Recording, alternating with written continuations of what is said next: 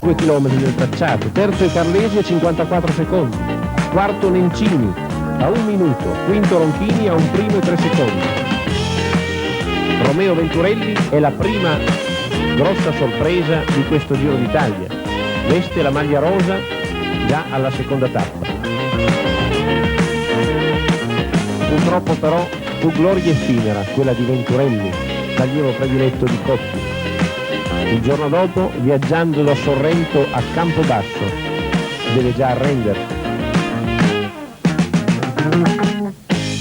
È una tappa molto impegnativa col caldo del sud, su vette certo non mitiche, non leggendarie come quelle alpine, quelle dolomitiche, quelle pirenaiche al tour, ma che comunque lasciano il segno.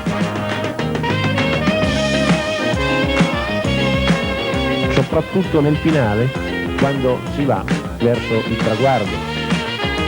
Fa molto caldo e i corridori cercano di dissetarsi alla meglio.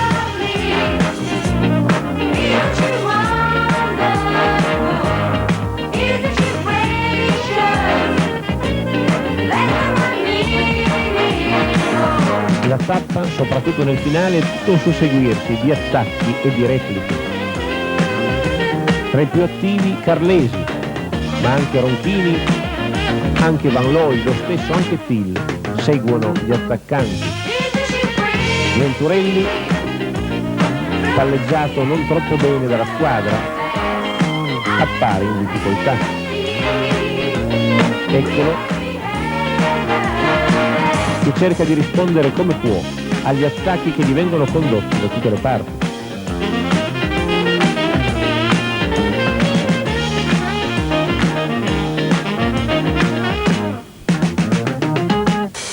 Nel finale il più attivo è senza dubbio Carlesi.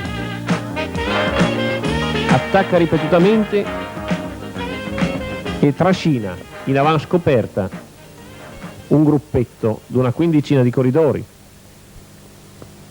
Allo sprint Poblet batte tutti.